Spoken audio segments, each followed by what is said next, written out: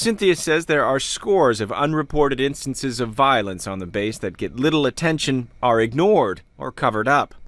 We have soldiers killing soldiers. We have a spouse that shot her husband on post. We've had, at nightclubs, we've had, sexual assault, rape murders on post. Our suicides, our attempted suicides that aren't reported by the chain of command. Cynthia says the Army's efforts now are too little, too late.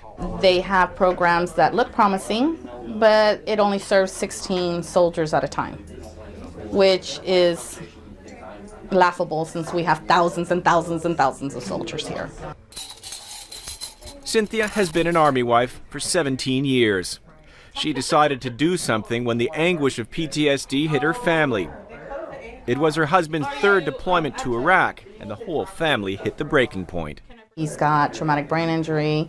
He's got post-traumatic stress disorder. He had 3 fractures on his back, 3 fractures on his pelvis. He couldn't wear any safety equipment, couldn't carry his gun. They still deployed him. They come home and our war starts. And people do not understand how difficult that is for the family members and for the children. And it's been, my daughter is 7. That's all she knows, is her dad being deployed.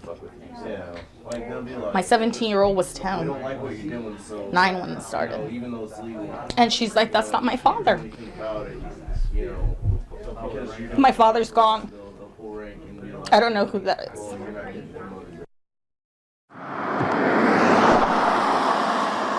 Killeen, Texas is the town nestled around the sprawl of Fort Hood.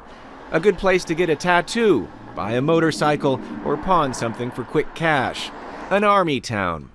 A town Eric Jasinski fled, going absent without leave just over a year ago, because he says the Army wasn't giving him the help he needed for his PTSD. Hopeless, lost, depressed.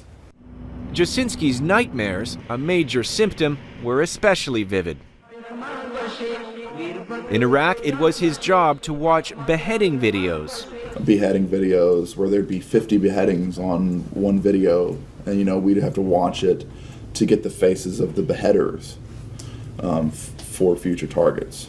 And that was pretty disturbing as far as watching the beheadings and hearing the noises of a beheading. Is something that haunts me still. But what scared Jasinski more than anything? The changes in himself. I don't know. It borderlines being a monster. You get these pictures in of people being blown apart, and you laugh.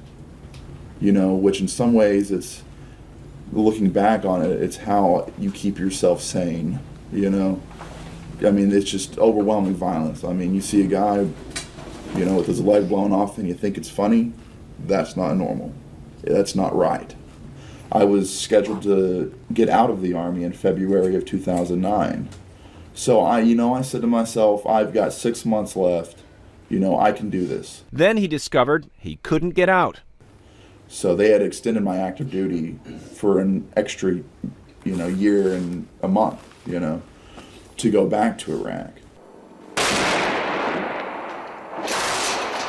Jasinski begged an Army psychiatrist not to send him back. And he's like, well, do you want to kill others? And I'm like, that's one of the main issues here. No, I do not want to kill people anymore, And he's like, well, you're not suicidal or homicidal, so there's really nothing I can do for you. You're deployable. And sign my paperwork.